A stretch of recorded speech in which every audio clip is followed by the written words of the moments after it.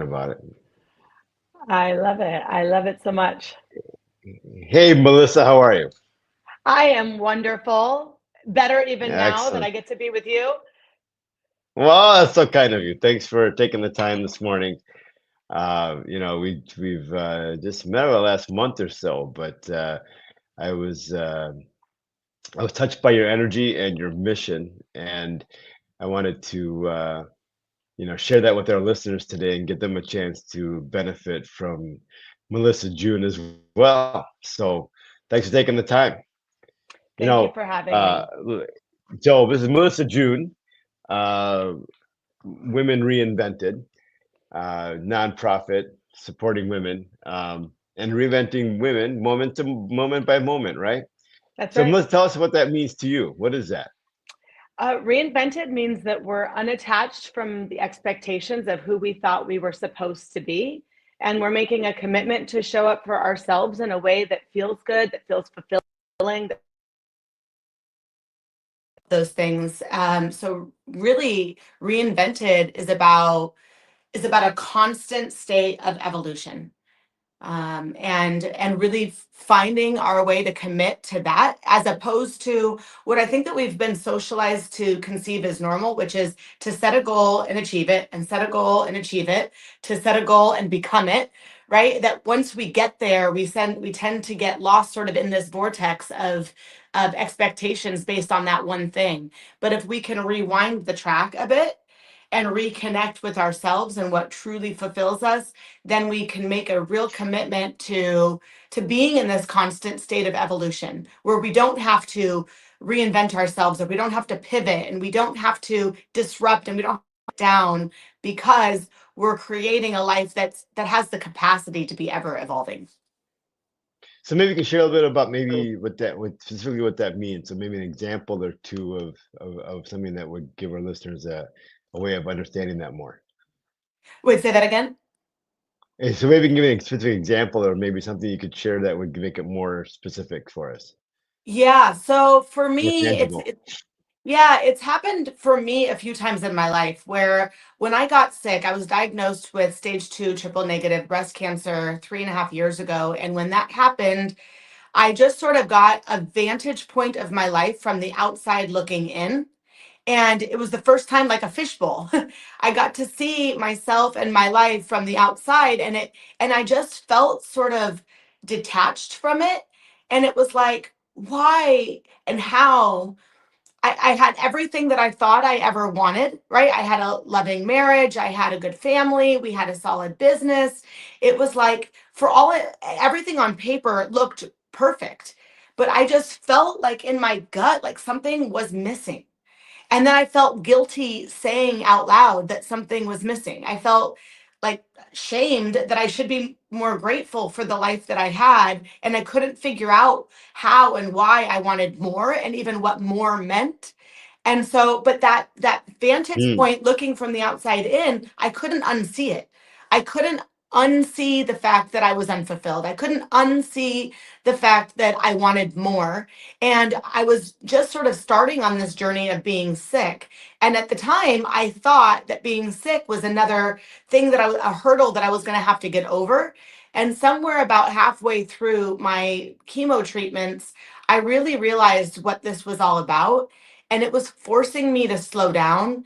It was forcing me to quite literally look in the mirror, because, in fact, the mirror moment that I had, that we can kind of touch on maybe after this, the mirror moment that I had was really the epiphany, where I realized I was the shell of who I used to be.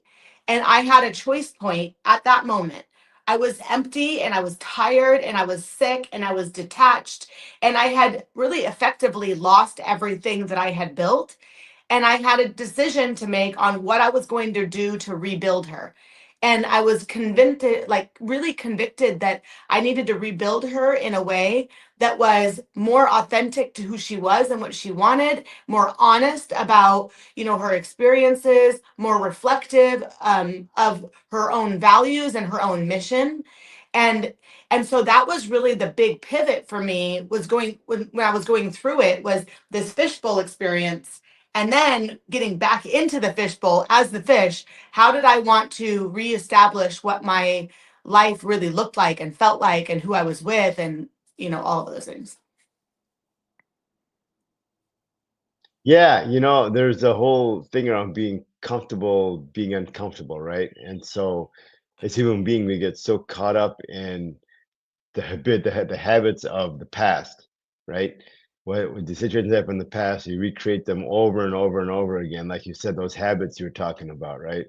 And then we end up in a spot where today looks like yesterday, looks like the day after day. It's the same routine, and I Yeah. think what you just talked about was that stepping away, stepping out of it, being comfortable, being uncomfortable, and creating the life you want moment to moment Yeah. versus just being, a victim of past scenarios. And just because I get up in the morning and I do the same four things every morning, and it's good to have a routine, of course. However, falling into that same emotional state every day after day, moment to moment, is I think what you're pointing to, and then stepping out of it. Yeah. How empty that left you, and then when you're able to actually see it and come back in and create a life that you wanted more authentically, how it fulfilled you more, I think is what you're trying to point to. Yeah, for sure. For me, it was, that first segment, that like first chapter, so to speak, of what it means to reinvent yourself is finding hope. Hope that there's more, hope that you can connect to a purpose, hope that you can do more, be more, feel more, all of those things. And it's a matter of maybe in that daily practice that, you're so right. It's so great to have a system or a structure in your morning. And I would say that for decades, my routine in the morning was I got up, I worked out. I've always been a 5 a.m.er. I've always been a high achiever. But it was when I shifted that morning routine to not just move, and it wasn't about fitness, and it wasn't about pushing through, and it wasn't about, this hard lined commitment. It was about in what ways am I integrating my own connection to myself in the morning?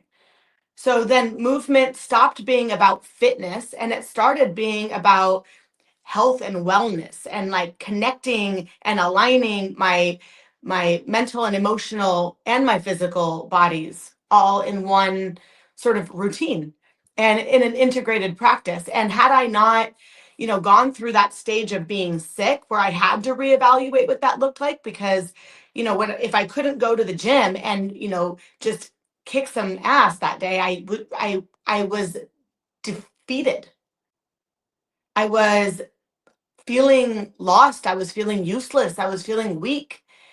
But then when I shifted my mindset around that morning movement, around I'm just going to get up and go for a walk. And then before you know it, that walk turned into a walk to this beautiful cafe.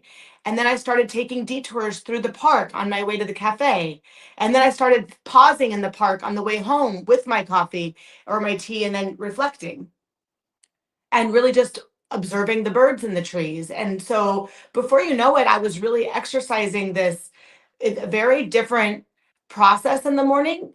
I was still moving my body, but I was also really connecting to myself. And that like that shift helped me really connect with what was wrong in my life. And I'm going to say what was wrong with what was unfulfilled in my life.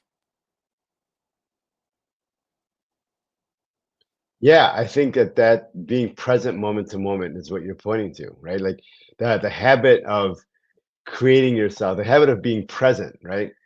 So you have morning routine, and instead of just being on autopilot and going through that, creating it moment to moment and noticing the trees, and then taking a minute to pause in the park with your tea and coffee and kind of enjoy what you're looking at, Yeah, right? That whole thing, right? It's not just the walking, it's not just the exercise. And then the last thing you talked about, the result oriented nature, right? That how many times do I end up in a situation where, if I don't get to that goal, I feel like you said defeated, or I feel invalidated somehow because I didn't achieve that, right? mhm, I think the secret sauce is to live like it all matters. Like I'm gonna die if that doesn't happen, right? And then when it doesn't happen, that it just didn't happen, and to learn from it and move on rather than making it significant. So it is completely significant that I reached that goal and totally insignificant all at the same time, right? It means absolutely exactly. nothing Exactly. because my faith, myself, God, whoever I choose internally, right? To validate me is what who validates me, right? So I think Mm. that's huge. What a great distinction that is. Thanks for I love that. I love that. yeah. So if you look at all of that we just talked about, um, what's one transformational moment in your life? You talk about the fishbowl, of course, but you want to talk about the mirror a little bit. Maybe talk about that for a minute. What was that experience for you? So the mirror moment has happened in so many different, again, phases. I feel like once you become conscious of the mirror, you really do heighten your own awareness about yourself. And for those of you that are wondering, like, what is this mirror thing? It's, any interaction or any relationship that we have that where we see ourselves reflected back at us, or even moments that we find ourselves frustrated. What are we frustrated at? And then how are we also embodying that behavior? And sometimes we go into this adulthood and we think that we go into this victimhood, really. Like, why are these people coming to me? Why are my relationships always like that? Why are my friendships always turn out like this? Why, does my boss always end up doing this? And it's a lot of assignment to the pain to other people instead of a reflection on how we're calling in that behavior and how we're calling in that type of dynamic and how we're maybe even embodying that behavior ourselves as a way to bring it into us. So the mirror moment for me was I had a physical mirror moment, which I kind of touched on earlier, where I caught a glimpse of myself in the mirror towards the end of my chemo, and I just didn't recognize myself. And it was like, who am I anymore? And then I started to become so much more conscious of the work that I was doing. I don't want to do that type of project anymore. It doesn't have any impact. It doesn't have any purpose. It doesn't have any meaning behind it. And so I started going through this process of just deselection and just dropping projects and jobs and clients that didn't resonate with me. And then it was a matter of, okay, what am I calling in? Who do I want to be and who do I want to connect with? And how can I create more alignment around myself so that I'm only calling in people that really mean something to me and that are really aligned with like the greater purpose. And so there was a massive deselection process. I finished chemo in June. I got a divorce in September. I quit my job in December.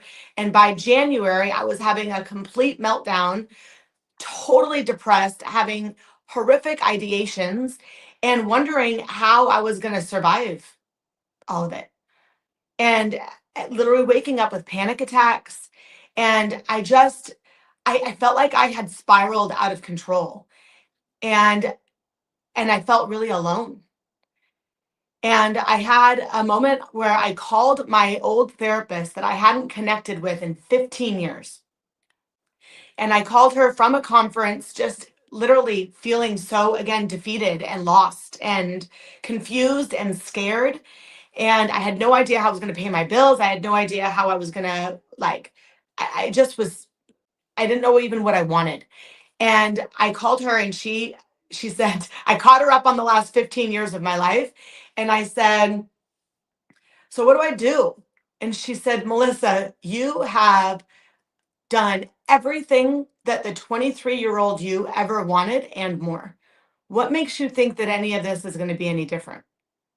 And it was like, whew, like that reflection was not only so true, it was like, have some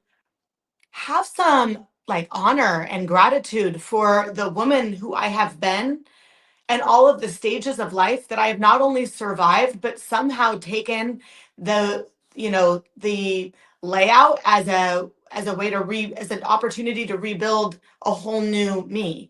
So that reflection moment back where I was able to really honor the trials and the tribulations and the achievements and the awareness that all the versions of me had gone through, that was the most beautiful mirror moment for me because it made me realize that there's a future me that's going to look back on the me now and know that she did it. She got through it and she built something amazing for herself through it, and that's what it Yeah, was all I think for. that was key. I think knowing that, right? That's it. Yeah. That's it. Yeah.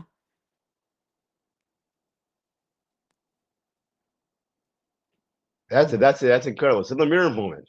And so many of those. That was just maybe a one or two that you shared there, but that Yeah. and thanks for being so open and vulnerable with our listeners and our watchers today. I think that's so impactful, and that connects with so many of us. In some ways, who are unable to or unwilling to admit it, say it, talk about it. And here you are, sharing it with us as part of empowering women and reinventing women. So I love that. Thanks for and all of us, men as well, right? We always can take away from that as well. So and I think more so maybe us who are caught up in these conversations of being stoic and being uh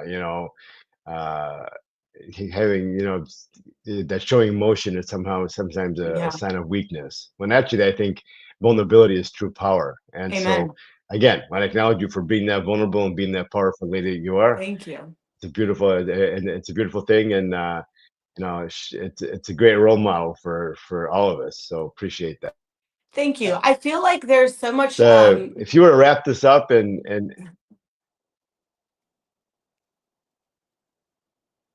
so much what, I lost you. I feel like yeah, I feel like there's that the in the vulnerability, I feel like that's become so much part of my mission. There are so many moments or mistakes that I've made in my past, right? That I felt so much shame or guilt. Guilt getting a divorce and disrupting my family unit. Shame for the way that my marriage ended. Guilt of abandoning my old job and my old work and that whole life and that identity that I had created. And I feel like the power of speaking about it and just speaking out has removed the shame and the guilt, because I feel like if you shine a light on the shame, you don't have to be embarrassed by it anymore. Because the moments that bring us the most guilt and shame are the big moments that lead us to our pivot. And if we can all just get a little bit more honest about where we're at and where what we want, then we can like eradicate the distractions that those lower emotions and that lower frequency like slows us down, and we don't have to live in that. And I feel like the more I talk about it, the more it liberates me. The more I talk about it, the more I feel connected to others, because we don't have to lie and pretend like we have this identity that we have to keep up with one another. We can just be real. And that to me is, there's so much more power in that, because in a world right now where everything is hyper produced, everything is perfect, and with AI you don't know what's real and what's not. To me, the one thing that AI can never replace is connection. And the more honest and open and vulnerable we are about our shadow, that mirror, that those pieces of us that we try to keep secret, the more honest we are about it, the more it liberates us to really connect on a level that's not superficial. And then, just like me and you, it creates alignment between our greater mission, which is how we, impact the world and create legacies of connection and community and purpose. And it's just, to me, it's a short-term uncomfortability in exposing myself in a lot of ways.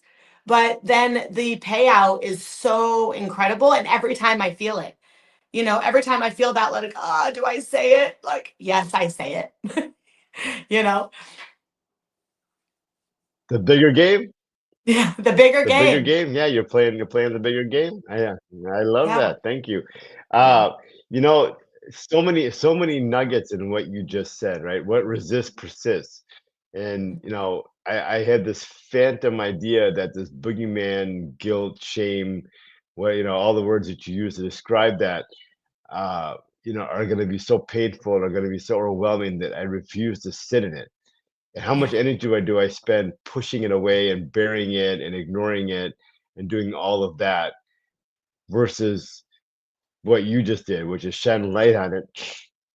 And now drop the resistance, shine a light on it, talk about it, let it live the way it's gonna live. And now it's got no control over me at all anymore That's because right. I've just released it. That's And right. if I'm not fighting back, it can't fight back either, right? That's right. And I So would it say just for your is. listeners, And then yeah, that yeah, I would say for your listeners, it's the step one is the awareness. Because if maybe it's too soon to talk about it, if it's too soon to act on it, the first step in any of it is just being aware of it. Aware, I am unfulfilled. Aware, I feel shame here. I am embarrassed. I feel guilty. I am scared. Just the awareness of the feeling de-arms it.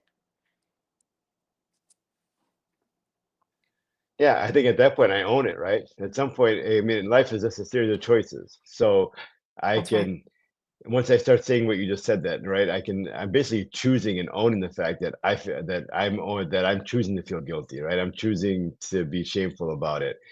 And at some point, the weight of choosing that versus the payoff becomes too much for me. And if I can Yeah. admit, like you said, be aware of the fact that I chose it, then I can obviously make a different choice. And human being doesn't do anything they don't want to do anyway, right? We all do want to do something and we justify it to one way or another to do what we just did, right? So instead of being a victim to that shame and that guilt because it's easier, when I start owning it, like I chose guilt, then I can actually choose something different when it becomes so overwhelming that the guilt becomes, no longer tolerable, right? So I Yeah. love that first step. It's a great place to Oh, go. I love what you said with the I own it, because it's I own that guilt. I own the expectations that created the environment for me to feel guilt to begin with. And then how do we Yep. eradicate those expectations? How do we release them? How do we communicate that we're not owning those expectations anymore?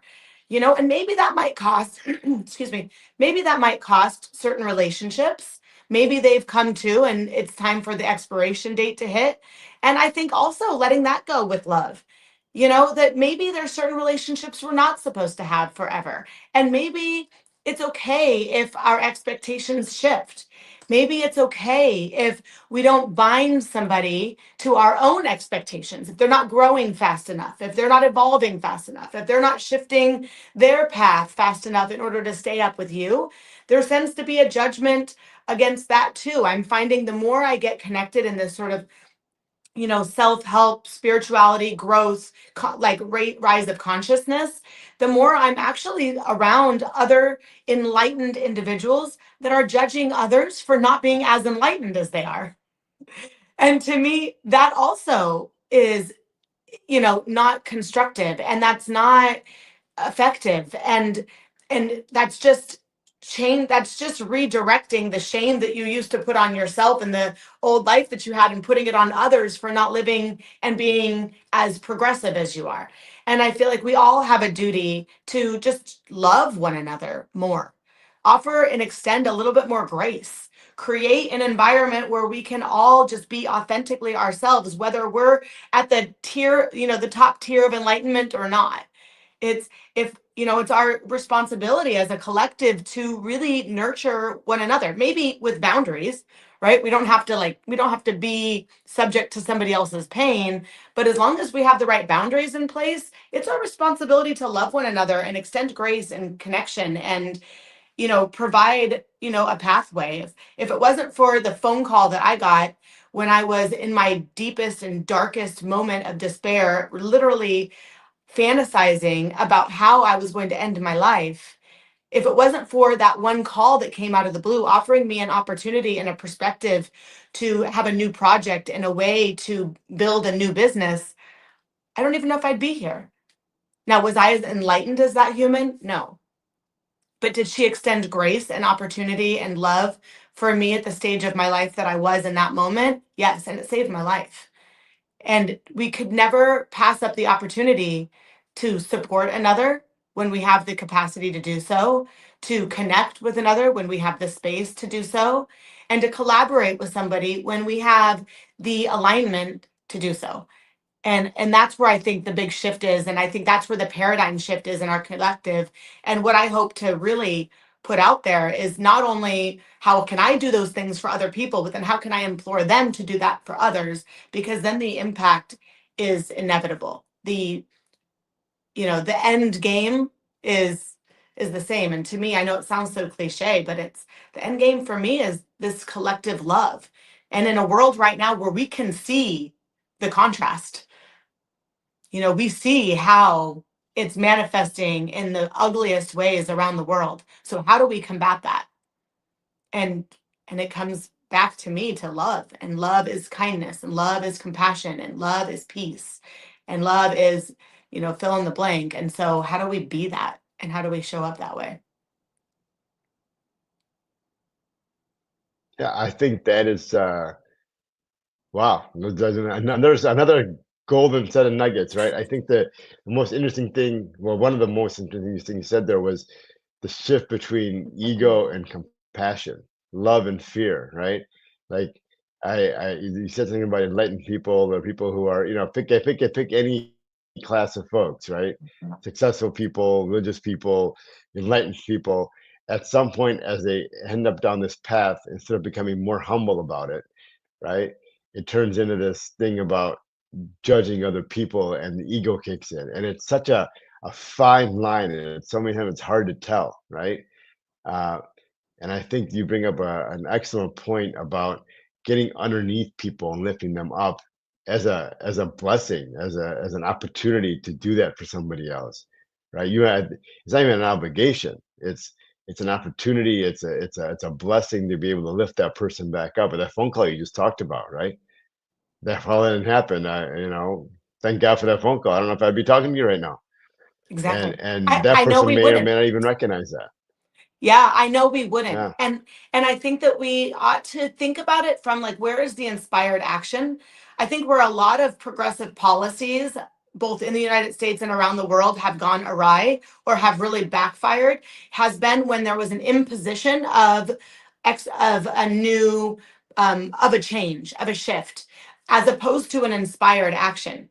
And how can we come from a space of inspired action, come from a space of what I'm working to do is to lift and to support and to honor and to respect others. Like, if you come from that inspired action, then it's not an obligation. It's not even a tithing where it's a another expectation of what we're supposed to do. I love benchmarks and creating benchmarks for ourselves so that we can, be sure that we're honoring all of these things that we know is important to us. But if we think of it as, like, where can I support others? How can I show up for others in a meaningful way? Maybe it's not money. Maybe it's time. Maybe it's an opportunity. Maybe it's just speaking somebody's name in a room that they're not in. And how can we champion as many people as possible? It doesn't cost us anything. It doesn't have to, anyway. It can. If you have the capacity to do so, then you ought to. But then, instead of making that an obligation, find younger versions of yourself that needed love and support, because you'll probably give from a place of inspiration and connection because it's what you needed. And so, to me, that's again about alignment. It's, you know, instead of giving to all the things that you're supposed to give to or that you should do, really find and connect with local organizations and nonprofits and, impact focused businesses that really do give back in meaningful ways that mean something to you, and remove the expectation that it has to look a certain way or be a certain way or have a certain dollar amount connected to it, or a certain time structure connected to it. It's like, how can you show up for someone today, in this moment? If you find you come across a homeless person on the street, or you have somebody that calls and you realize that they're struggling or suffering, you find somebody who's really looking for a cool job in a different industry that you might be able to connect them with. All of those things, it's like just spreading little nuggets of joy everywhere you go. And it's beautiful. It's so beautiful. Golden rule, right? You can't give it That's away right. without getting it back to yourself. So I think that's a great place to leave it, right? I think that at the end of the day, women reinvented is love and joy to me, right? At the end of this conversation, starting with oneself and then leaving it for others and giving away to others as fast as one can, right? Oh, And I think that's an exactly. incredible message, and thanks for sharing that with us today. Thanks for being Yeah. here. Yeah, thank you. And thank you for creating this platform. You are a beautiful soul. And I'm just so excited about where this channel grows for you, because just every connection, I've seen you connect with multiple people, and the way that you connect with everyone and the way that you really kind of bring out the goodness in all of our missions and experiences is really It's really beautiful. It's very cool. Mm. Thank you. Do you want to leave our listeners with where they can learn more about Women Reinvented? Yeah, so my website is meljune.com, and I'm on all social platforms as meljune.com, meljunedotcom. Excellent. Thanks so much. Have a great day. Thank you, you too.